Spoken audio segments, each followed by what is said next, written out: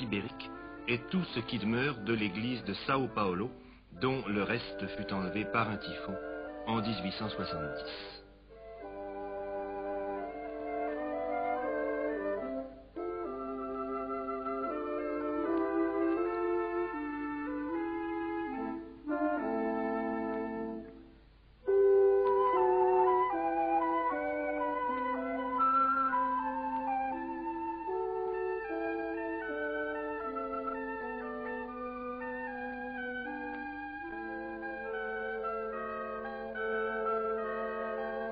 Vous voyez, ce sont surtout les jeunes qui jouent à Macao.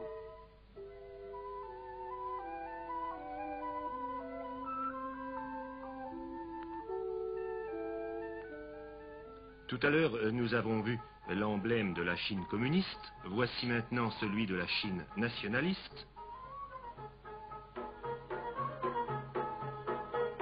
Et tout près, un jeune supporter de Chiang Kai-shek, vraisemblablement.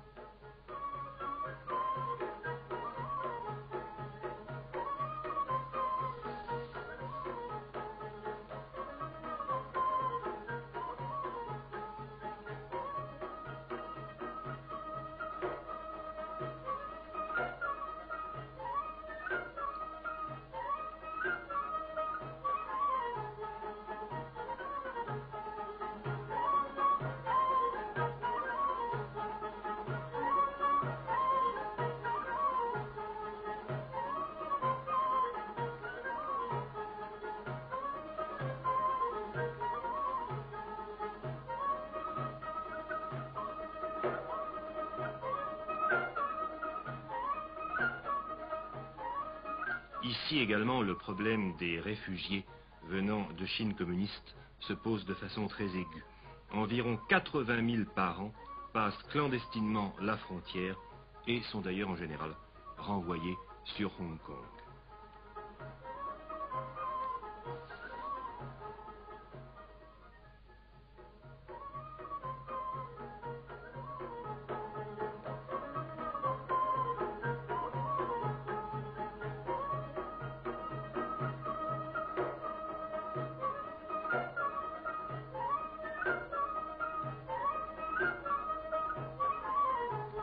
Ceci est l'enseigne d'un marchand de pantalons.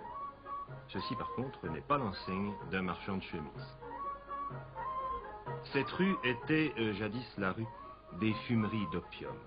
Elles ont maintenant disparu, les fumeries légales du moins, sous l'impulsion d'un gouverneur puritain qui a également supprimé les maisons de prostitution et rendu aux maisons de jeu la vie très difficile en les grevant d'impôts extrêmement lourds. Les amateurs se demanderont ce qu'il reste désormais à Macao.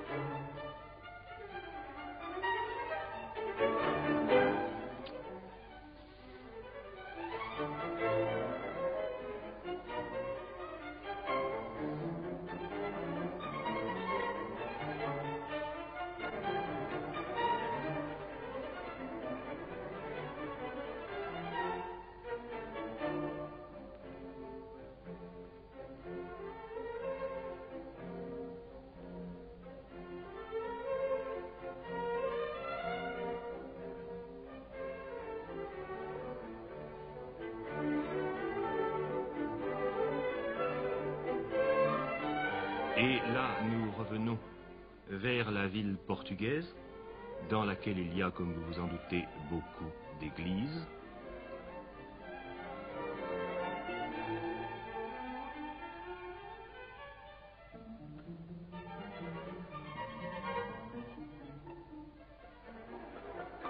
Nous voici dans la grande rue de Macao, l'Avenida Almero Ribeiro, dont les arcades sont tout de même, je crois, très méditerranéennes.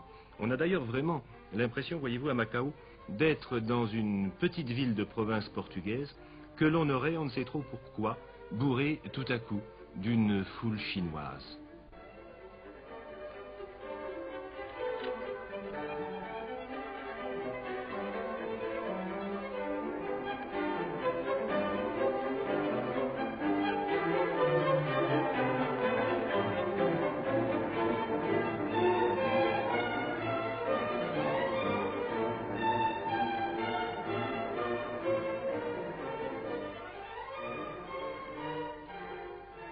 Et voici tout de même le temple du jeu.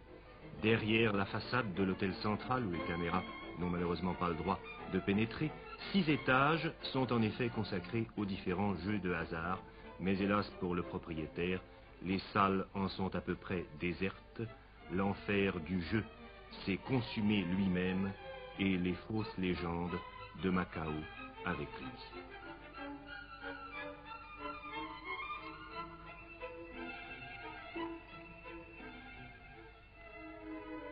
Nous avons donc repris le bateau pour Hong Kong, où nous arriverons au petit jour, et notre prochaine escale sera maintenant